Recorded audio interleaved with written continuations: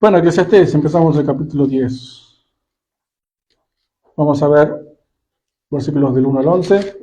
Es un capítulo que habla sobre la sabiduría y la necedad. La primera parte de hoy es más que nada sobre la sabiduría y la segunda parte, la semana que viene, es un poco más sobre la necedad, los necios. Sí, son una especie de proverbios eso también. Son como proverbios, son enseñanzas cortas. Es un capítulo de proverbios, pero en Eclesiastés. Así que vamos a ir viendo uno por uno estas enseñanzas, que están obviamente todas relacionadas unas con otras, porque no son enseñanzas sueltas, sino que está escribiendo, Salomón está haciendo un escrito, que es todo este libro, ¿sí? Es toda una obra. Entonces esto que vamos a ver está relacionado incluso con lo anterior. Dice el versículo 1 del capítulo 10 de Eclesiastés: las moscas muertas hacen heder y dar mal olor al perfume del perfumista, así una pequeña locura al que es estimado como sabio y honorable. Y esto está directamente relacionado con el versículo 18 del capítulo 9, que dice: mejor es la sabiduría que las armas de guerra, pero un pecador destruye mucho bien. Directamente relacionado. Un pecador destruye mucho bien, una pequeña mosca muerta puede echar a perder el perfume del perfumista. ¿Sí? Fermenta la mosca muerta en el perfume y lo echa a perder. ¿Sí? Termina teniendo mal olor. Un gran perfume puede echarse a perder por una pequeña, insignificante mosca. Y así una pequeña locura, ¿sí? Un pequeño pecador, una pequeña locura de un pequeño pecador, echa a perder al que es estimado como sabio y honorable. Y esto está relacionado con lo que vimos en el capítulo 7, que dice que es mejor el día de la muerte que el del nacimiento, y mejor es la buena fama que el buen ungüento. ¿Sí? Dijimos que es mejor el día de la muerte que el día del nacimiento, porque cuando morís ya no tenés chance de arruinar tu vida, básicamente. No tenés chance de que una pequeña locura eche a perder tu honor y tu sabiduría. Y vimos en aquel momento el ejemplo de Salomón. Salomón, un hombre honorable, sabio, el más sabio de la tierra, de la historia de la humanidad después de Jesús. Sin embargo, al final de su vida se volvió necio y se echó a perder toda su vida y vinieron consecuencias graves después. ¿Sí? Una pequeña mosca es como una pequeña locura que echa a perder todo. Si alguien, un hombre de gran reputación, de gran honor, un día, una vez, desliza su pie, desliza su mano y se acabó. ¿Sí? Por más que él después nunca más haga nada en toda su vida, ese hombre ya queda manchado. Esto también lo vimos en Proverbios cuando hablamos de la fornicación. Entonces la idea es eh, hacer lo que dice Tito, por ejemplo, Pablo a Tito en el capítulo 2. Tito 2, versículos 7 y 8.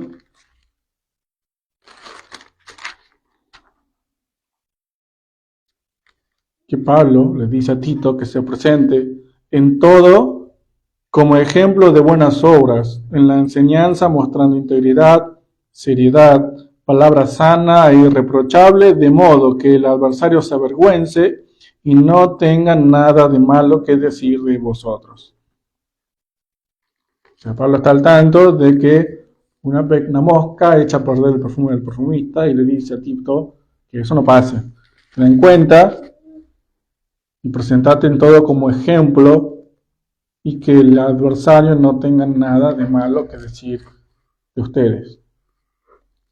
Pero dice algo parecido en Primera de Pedro, capítulo 1, versículo 15.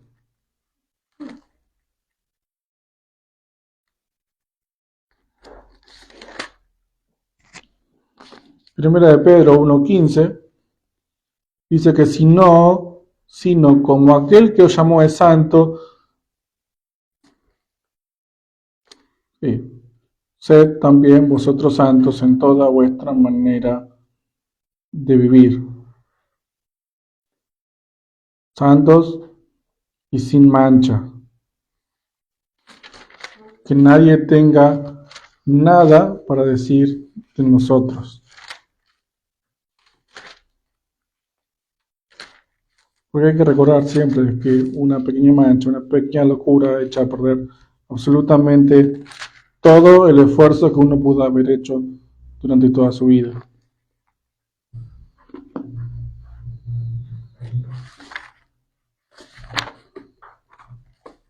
También dice Pedro, creo que en su primera carta, me parece que anoté mal el versículo,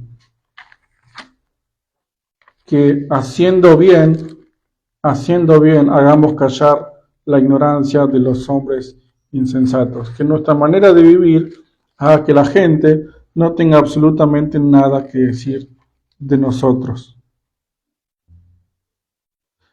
Primera de Pedro 2:15 es, porque esta es la voluntad de Dios. Y fíjense que hay algunas veces que el Nuevo Testamento dice, esta es la voluntad de Dios. Bueno, después de esa frase hay que prestar atención porque es algo muy importante. Porque la voluntad de Dios es toda la Biblia, pero hay puntos importantes que destacan con esta frase. Esta es la voluntad de Dios. Que haciendo bien, es decir, viviendo piadosamente, hagáis callar la ignorancia de los hombres insensatos.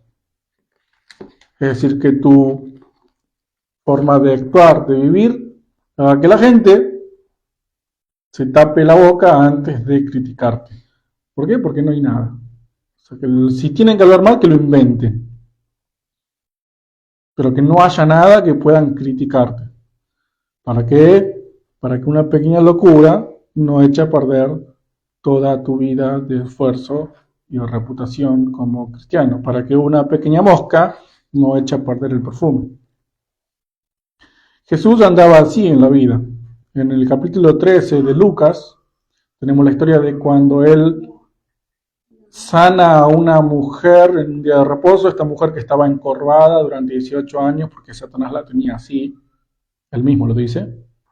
La sana en el día de reposo, los fariseos se enojan porque la está sanando en día de reposo, dicen, tenés 6 días para ser sanado, tienen 6 días, vengan, en esos 6 días, en el día de reposo no se sana, dice. Pero claro, Jesús les dice, les responde, pero ¿qué pasa? Ustedes en el día de reposo agarran y desatan a su mula, a su asno para moverse de un lado a otro. Entonces yo, ¿cómo no voy a desatar las ligaduras de Satanás que tenía esta mujer que no la dejaba vivir en paz hace 18 años?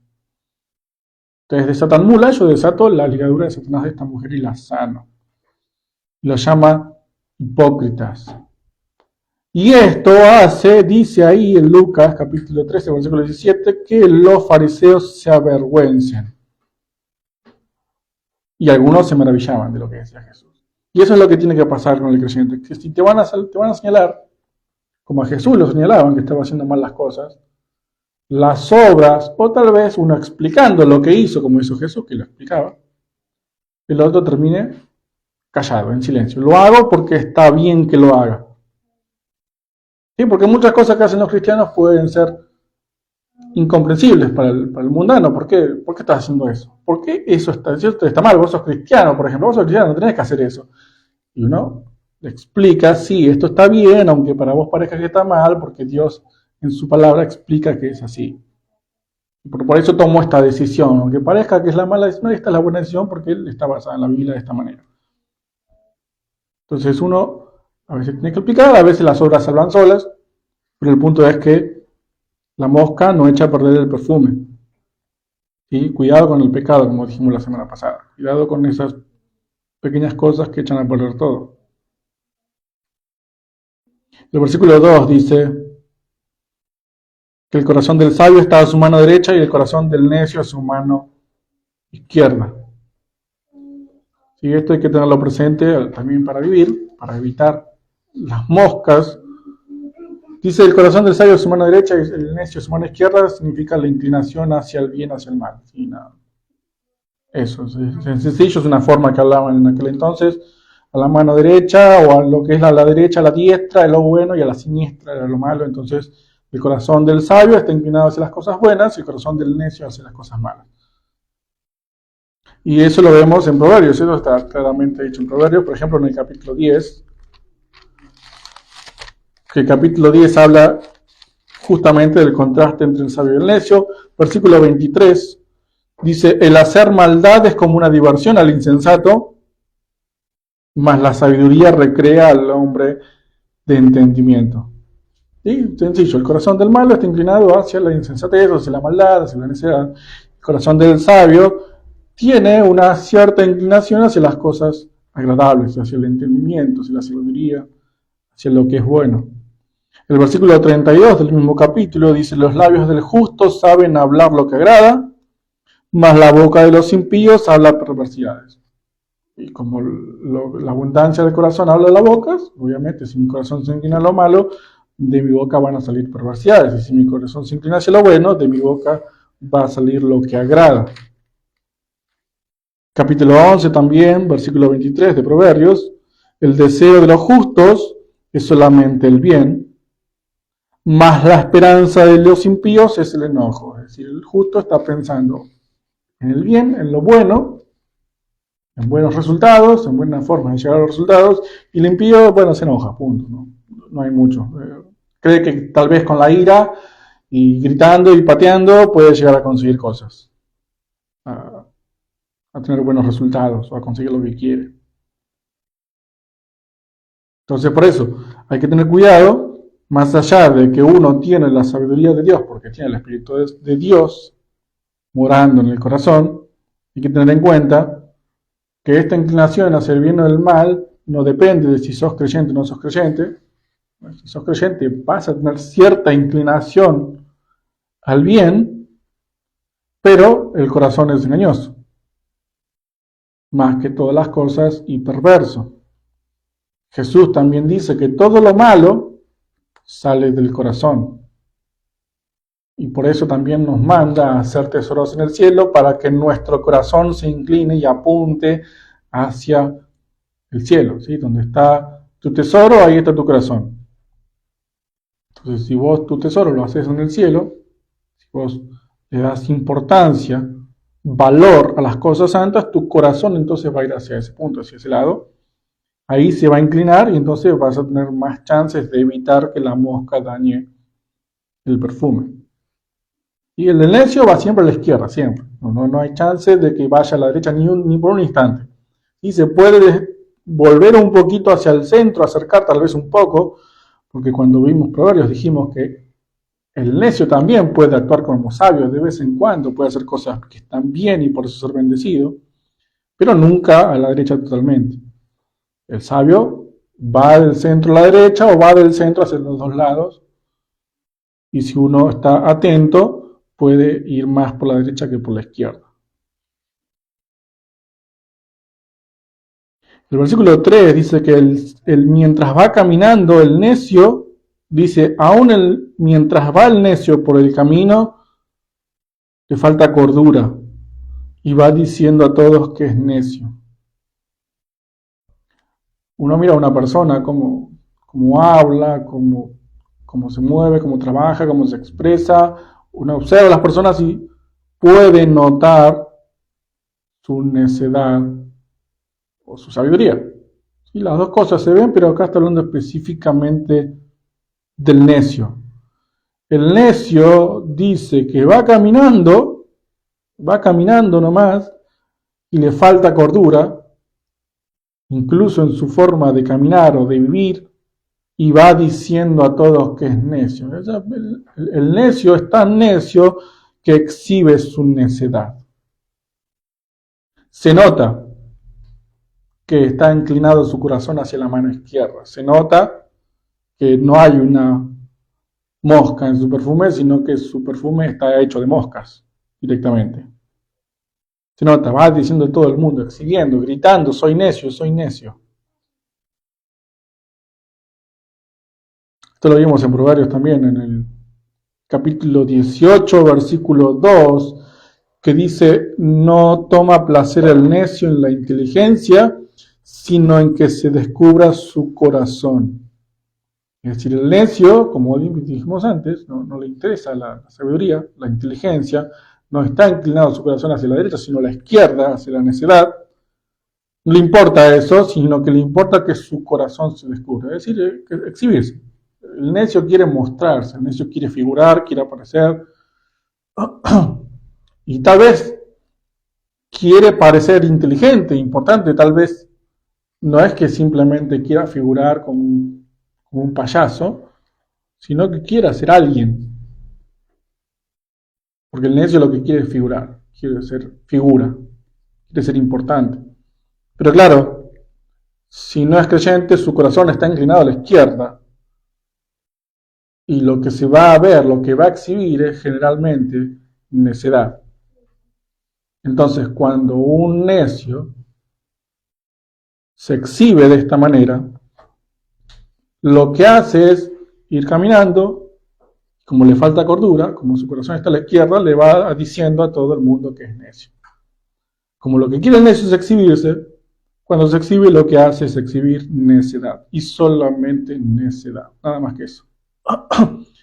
Puede mostrar un poquito de sabiduría que viene de lo alto, porque somos todos imagen y semejanza de Dios, pero lo que hace es exhibir su necedad.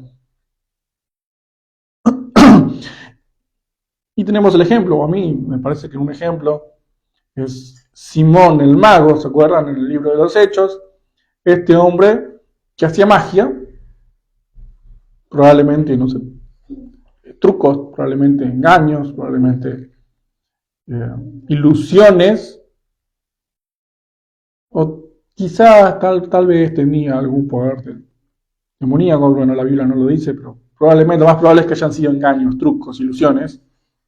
La gente se sorprendía, dice, del más chico al más grande estaban todos ahí mirando, sorprendidos, atentos a lo que hacía Simón. Y ese hombre era claramente un necio, primero porque hacía supuesta magia. Segundo, porque después de ver cómo las personas creían en el Evangelio y recibían poder, él fue y creyó, fue bautizado todo, pero después quiso comprar el Espíritu Santo. Cuando vio que venía poder, o sea, aparentemente la venida del Espíritu Santo sobre las personas era visible, cuando lo vio dijo, yo quiero eso, ¿cuánto vale?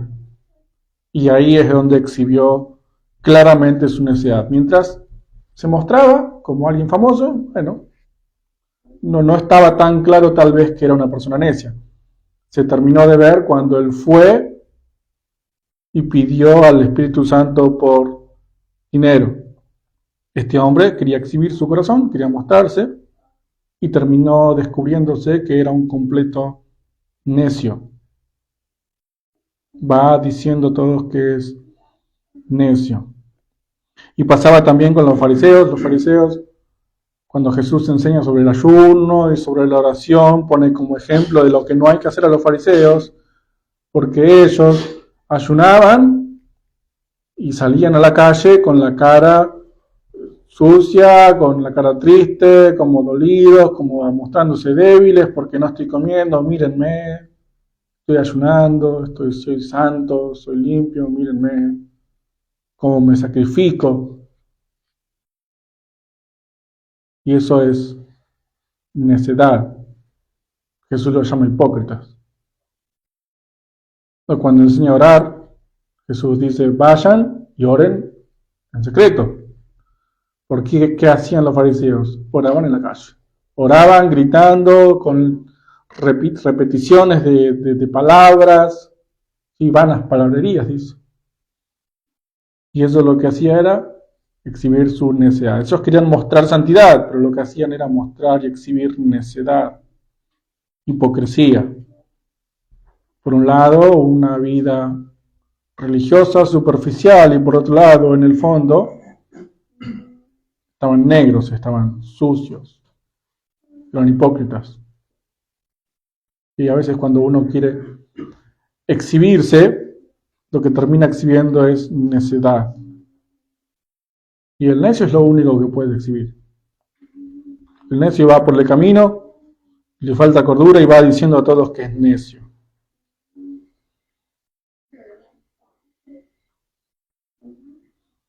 Porque el hombre malo del mal tesoro de su corazón saca malas cosas.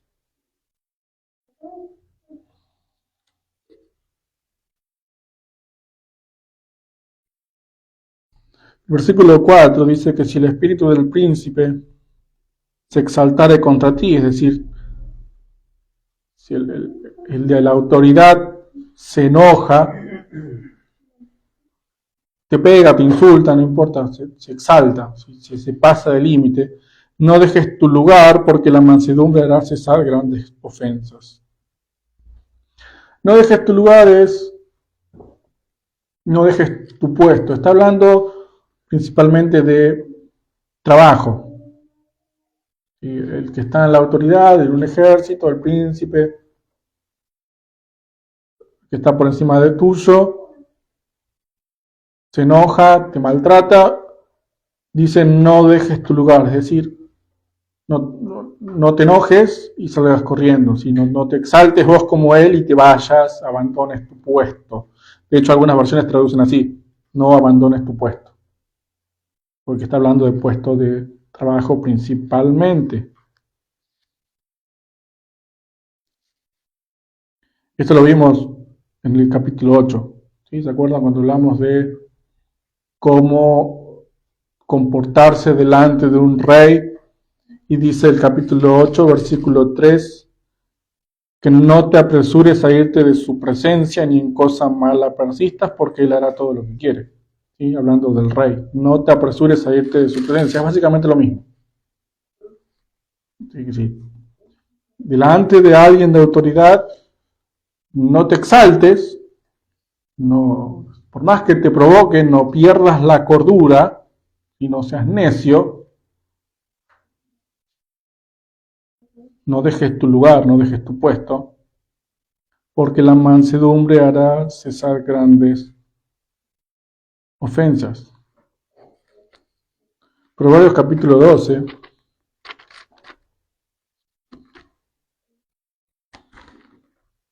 Versículo 16.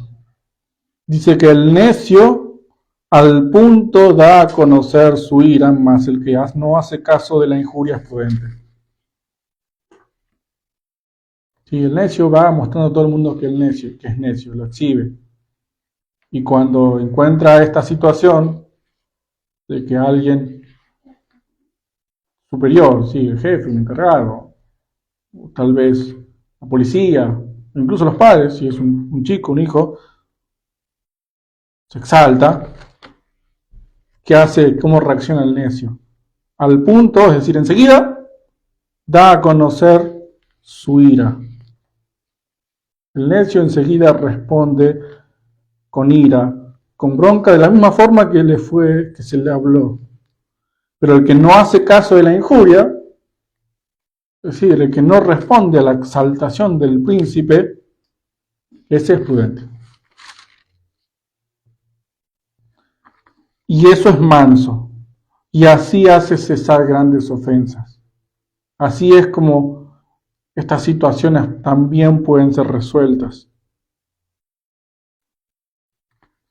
Es más, el capítulo 15 también de Proverbios, el versículo 1, dice claramente que la blanda respuesta quita la ira.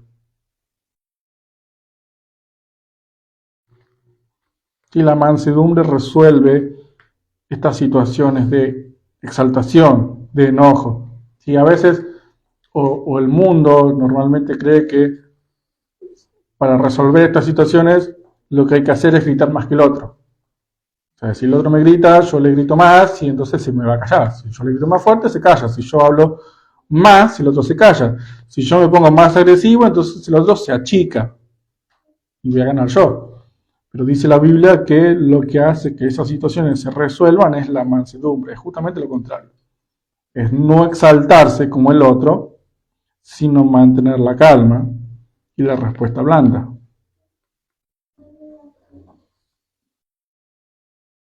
Santiago capítulo 3, versículo 13 dice, ¿quién es sabio y entendido entre ustedes? Muestre por la buena conducta sus obras en sabia mansedumbre. Es decir, ¿quién tiene su corazón inclinado a la derecha? Bueno, que lo demuestre con la buena conducta, que muestre sus obras en sabia mansedumbre. Y la forma de actuar es con sabia mansedumbre. Es decir, está diciendo directamente que la mansedumbre es sabia. O sea, que ser manso es parte de ser sabio. La forma de responder muestra entonces hacia dónde está inclinado tu corazón también. Por eso hay que prestar atención, como dije antes, al corazón. ¿Sí? Tu inclinación es... puedes inclinarlo a la derecha porque sos creyente, sos cristiano. Pero tenés que tener cuidado porque te engaña. Tenés que tener cuidado con la mosca, que no se te meta el perfume. Y se puede meter así, ¿sí? Con la ira, con la exaltación. Y también hay que entender, como dice el versículo 5, que esa gente, príncipes, jefes, autoridades, los que están por encima, se pueden equivocar. Dice, hay un mal que he visto debajo del sol a manera de error emanado del príncipe. Es decir, vi que la gente de autoridad a veces comete errores. Específicamente este error, la necedad colocada en grandes alturas y los ricos están sentados en lugar bajo. Vi siervos a caballo y príncipes que andaban como siervos sobre la tierra. Básicamente está diciendo que a veces los que tienen autoridad se equivocan y ubican mal a las personas. Ponen a los príncipes como siervos, a los siervos sobre caballos, a los necios en lo alto y a los ricos en lo bajo. ¿Sí? Vimos en Eclesiastés sobre la injusticia, que a veces estas cosas pasan, la vida es injusta. Acá está diciendo que una persona agarra, porque tiene autoridad y maneja las situaciones, pone en un puesto a uno, en un puesto a otro. Por eso, si a vos te ponen, como decíamos antes, si alguien viene y el príncipe se exalta contra vos, no dejes tu puesto. ¿Sí? Si te ponen en un puesto que vos no te sentís cómodo, y bueno, él es así. ¿Se equivocó? Bueno, se equivocó. No te exaltes. Y si te rebajan en tu puesto en el trabajo, no te exaltes. Porque a veces el príncipe se equivoca, a veces la autoridad se puede equivocar y poner las cosas mal. ¿Sí? Este es un mal que he visto debajo del sol, dice Eclesiastés. Está mal hecho, bueno, se equivocó, la vida es así, es injusta. Es lo que tenemos que entender de este libro, la vida es así. Es un error del gobernante. Y en el capítulo 5, versículo 8, también lo vimos, en Eclesiastés 5:8, dice que si opresión de pobres y perversión de derecho y justicia vieres en la provincia, no te maravilles de ello, porque sobre el alto vigila otro más alto y uno más alto está sobre todos ellos. Bueno, si el príncipe se equivoca, no te maravilles, no te sorprendas, no te exaltes. Él tiene a alguien encima, y si el que está por encima de todos ellos en la tierra no tiene a nadie más encima, bueno, por encima de todos ellos hay uno más que sabemos que es Dios, que controla absolutamente todo. Y a veces estas cosas pasan. Los que tienen autoridad se equivocan y ubican mal a las personas. Sí, José es un ejemplo. A José lo metieron en la cárcel. A José sus hermanos mayores lo vendieron. Y a José le pasó de todo. Y fue siempre injusto. Le pasó al propio Jesús. ¿Sí? ¿Se acuerdan cuando Pilato lo juzgaba delante del pueblo? Justo era una época en la que se tenía que cumplir la costumbre de soltar a un preso que la gente pedía. Y estaba Jesús y estaba Barrabás. Y Pilato sabía que Jesús no había hecho nada, que él tenía que salir libre, pero claro, él no quería problemas, así que mejor hago lo que me dice la gente. Aunque insistió, miren que Jesús no hizo nada, miren que Jesús no hizo nada. ¿A quién pidió la gente que soltara? A Barrabás. ¿A quién soltó Pilato? A Barrabás, que era ladrón, dice Juan en el Evangelio. Un preso famoso. Sí, encima era famoso, era conocido, un ladrón famoso. Todo el mundo sabía que era ladrón, o sea que iba a salir de ahí y iba a seguir robando. Y lo soltaron. ¿Quién lo soltó? Pilato, porque él tenía la autoridad, se equivocó. Puso al ladrón en un lugar alto de libertad y al príncipe o al rey, mejor dicho, lo puso como ladrón. Y lo dejó preso y lo crucificó. Y un error emanado del príncipe.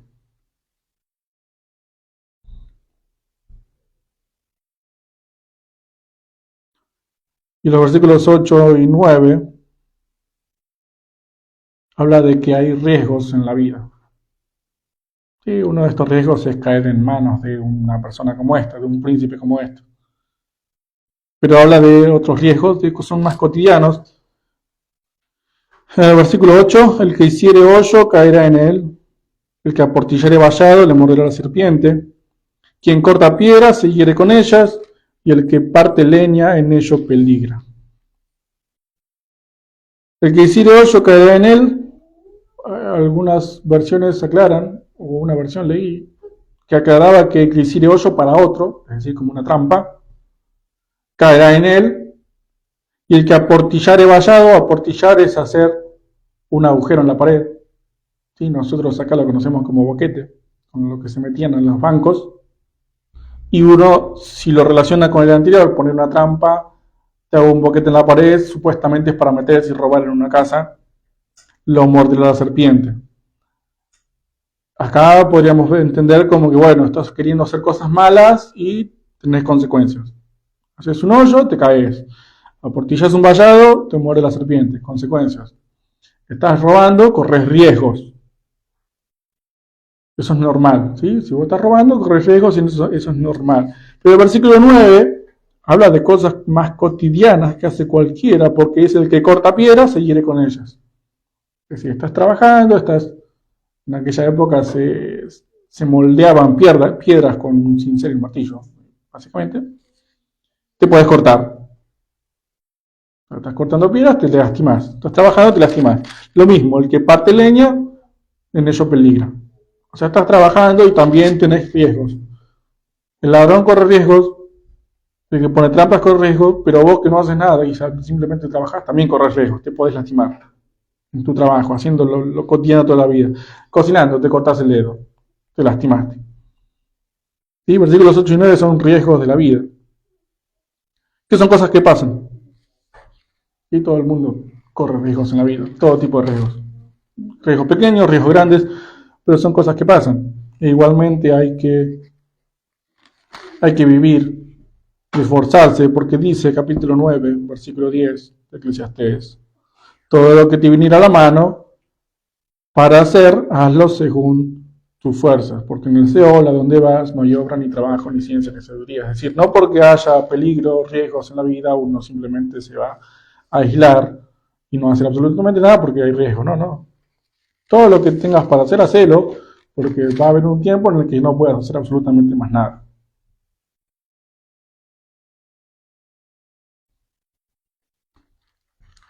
Proverbios capítulo 21,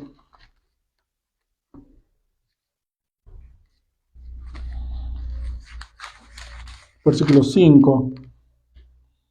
Dice que los pensamientos del diligente ciertamente tienden a la abundancia, mas todo el que se apresura alocadamente, de cierto va a la pobreza.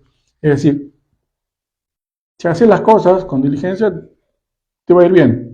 Sí, vas a tener riesgo, peligro, te van a salir algunas cosas mal, pero te va a ir bien. Dice, los pensamientos del diligente ciertamente tienden a la abundancia. No es que te den la abundancia asegurada, sino que tienes una tendencia a la abundancia.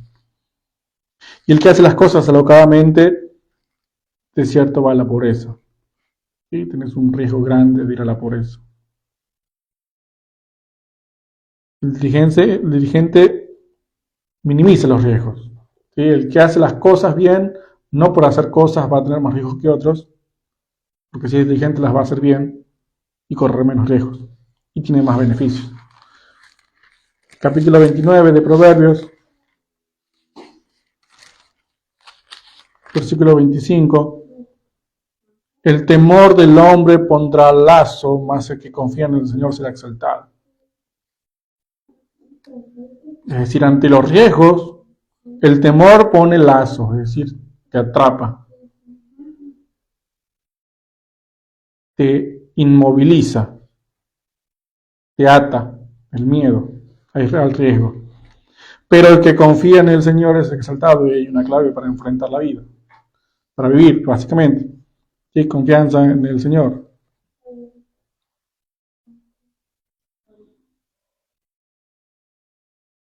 Dios a Josué, cuando tomó el mando de Israel para entrar a la tierra prometida, le dijo, mira que te mando, que te esfuerces y seas valiente. Dios nos manda a esforzarnos y ser valientes a pesar de los riesgos en la vida, cotidianos o tal vez algunos no tan cotidianos.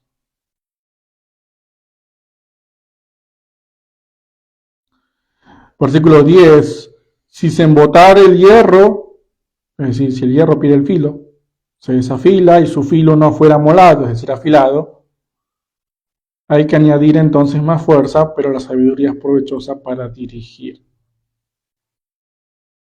Básicamente dice, la hacha afilada no sirve, tenés que hacer más fuerza para que sirva, afilala.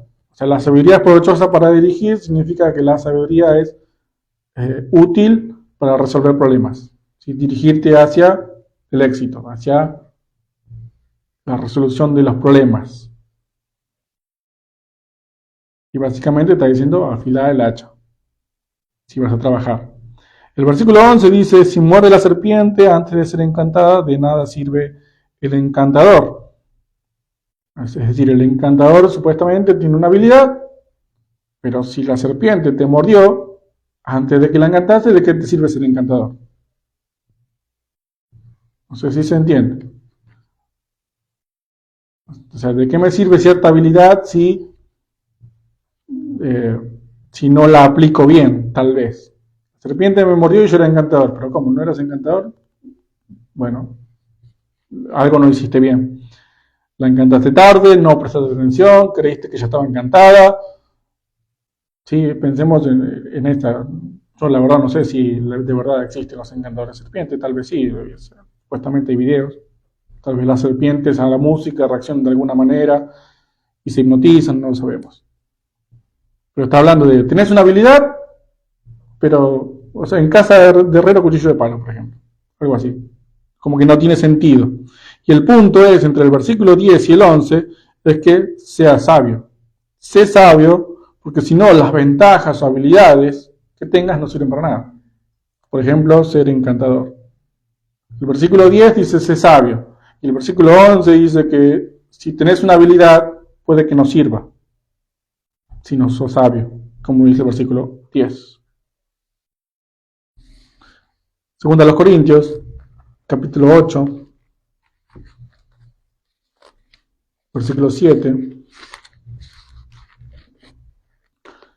Segunda a los Corintios 8, 7. Es algo que le pasaba esto a los corintios, que Pablo les habla acerca. Los corintios tenían, y lo leemos acá, según los Corintios 8, 7, por tanto vosotros, como en todo abundáis, en fe, en palabra, en ciencia, en toda solicitud y en vuestro amor para con nosotros, abundad también en esta gracia. Así está hablando de ofrenden también. Pero los corintios abundaban en todo, ¿sí? En fe, en palabra, en ciencia, en toda solicitud, en vuestro amor. O sea, era una comunidad que bendecida por Dios. Tenía habilidades, tenía dones, tenía conocimientos. Sin embargo, había problemas en Corinto, sobre todo con los dones, por lo que Pablo les escribe en 1 a los Corintios, capítulo 12, versículos 12 al 18. Les enseña a usar los dones, porque los corintios tenían muchas cosas, todos tenían dones, pero eran un desastre, estaban desordenados. Entonces Pablo les escribe, 2 a los Corintios 2, 1 a los Corintios 12, a partir del versículo 12, porque así como el cuerpo es uno y tiene muchos miembros, pero todos los miembros del cuerpo, siendo muchos, son un solo cuerpo, así también Cristo. Porque por un espíritu fuimos todos bautizados en un cuerpo, sean judíos o griegos, sean esclavos o libres, y a todos se nos dio a beber del mismo espíritu. Además, el cuerpo no es un solo miembro, sino muchos. Si dijera el pie, porque no soy mano, no soy el cuerpo, por eso no será del cuerpo. Y si dijera la oreja, porque no soy ojo, no soy del cuerpo, por eso no será del cuerpo. Si todo el cuerpo fuese ojo, ¿dónde estaría el oído? Si todo fuese oído, ¿dónde estaría el olfato? Mas ahora Dios ha colocado los miembros, cada uno de ellos, en el cuerpo, como Él quiso, y sigue con el tema Pablo. Es decir, ellos estaban desordenados, todos querían tener todos los dones, todos querían figurar, todos querían ser exhibirse, y Pablo va y pone orden. No, no, no. Algunos tienen un don, algunos son oídos, otros orejas, y todos forman parte del mismo cuerpo y tienen que funcionar de manera coordinada. ¿Sí? Porque los dones que ustedes tienen no sirven para nada si no los usan sabiamente. Pueden ser encantadores de serpientes, pero la serpiente te va a morder si no sos sabio. Y en el capítulo 14 también de 1 Corintios les habla específicamente acerca del don de lenguas. Vamos a leer solamente versículos 23 al 25, porque dice, si pues, 1 Corintios 14, 23 al 25, si pues toda la iglesia se reúne en un solo lugar y todos hablan en lenguas y entran indoctos o incrédulos, ¿no dirán que estáis locos? Pero si todos profetizan y entra algún incrédulo o indocto, por todos es convencido, por todos es juzgado. Lo oculto de su corazón se hace manifiesto y así, postrándose sobre el rostro, adorará a Dios declarando que verdaderamente Dios está entre vosotros. Básicamente les dice, ustedes están todos reunidos y se ponen a usar el don de lenguas, todos juntos. Y entra alguien, un incrédulo, y no entiende nada de lo que dicen. ¿Qué va a pensar? Que están todos locos. Entras a una iglesia y están todos gritando, todos saltando, tirándose en el piso. ¿Qué va a pensar que viene de afuera? Están todos locos. Es más, ¿qué pasó en Pentecostés? Vino el Espíritu Santo como lengua de fuego, todos empezaron a hablar en lenguas. ¿Qué dijo la gente? Están borrachos. O sea, Pablo está diciendo algo que ya pasó. Entonces, ¿qué pasa? Mejor profeticen, es decir, prediquen la palabra. Entonces, si viene alguien, los va a escuchar, va a ser convencido y va a glorificar a Dios. Entonces, versículos 10 y 11, sé sabio y hace las cosas bien. Y tenés que afilar el hacha, afilarla y seguir trabajando, porque por más fuerza que tengas, por más habilidades que tengas, si no sos sabio, las cosas no van a salir bien. Entonces, sé sabio, seamos sabios, sean todos sabios. Y una forma de ser sabio, y con esta idea termino, siempre con Cristo, sé sabio, busca a Dios mientras pueda ser hallado, llámalo en tanto que está cercano, que deje el impío su camino y que el hombre inicuo deje sus pensamientos y que se vuelva al Señor, el cual tendrá de él misericordia, y al Dios nuestro, el cual será amplio en perdonar. Como dice Isaías 55, versículos 6 y 7. Sé sabio, cree en el Señor Jesucristo y serás salvo. Y sé sabio, entrega tu vida a Cristo, como él mismo dice, negate a vos mismo, toma tu cruz y seguilo. Haciendo eso, toma tu cruz y seguilo. Haciendo eso uno tiene tesoros en el cielo. Y teniendo tesoros en el cielo uno inclina su corazón hacia él, que es a la derecha, y termina siendo sabio para evitar las moscas, imitar los riesgos, los peligros y usar las habilidades correctamente. Si uno toma su cruz y lo sigue, uno termina siendo bienaventurado, como vimos también el martes, y es bendecido y ayudado y guiado a través de la vida.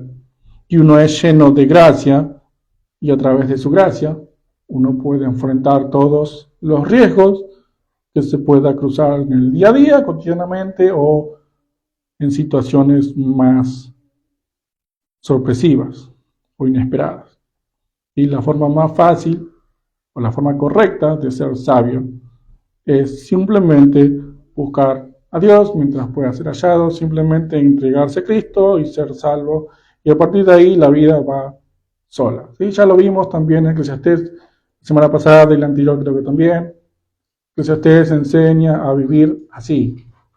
¿Sí? No pasa nada, no hay ningún problema si sos de Cristo. Ningún problema. Así que vamos a orar y damos gracias a Dios, Padre. Gracias por habernos hablado un domingo más con la sabiduría de Eclesiastés. La sabiduría de Salomón que vos mandaste que escribiera inspirándolo con tu Santo Espíritu para que no se equivocaran en el mensaje que querías transmitir, que querías dar a tu pueblo. En este caso, todo el mundo, para que sepan cómo vivir en esta vida. Una vida difícil, una vida compleja, una vida incomprensible, pero que está toda resuelta en Cristo. Toda la vida converge en Cristo y es buena para todos aquellos que están en Él. En Él somos bendecidos, en Él somos guiados, en Él somos ayudados. En Él inclinamos nuestro corazón a la derecha, los tesoros en el cielo, al tesoro que es Cristo en el cielo. Él mismo es nuestro tesoro. Y por el Espíritu de Cristo inclinamos nuestro corazón hacia Él.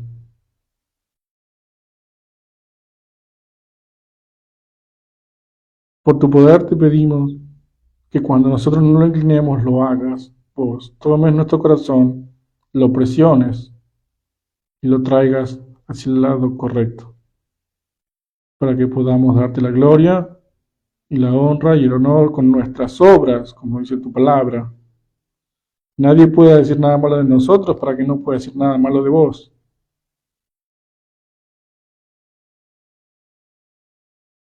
Y que sirvamos de buen testimonio para Cristo. Que así sea en su nombre. Gracias. Amén.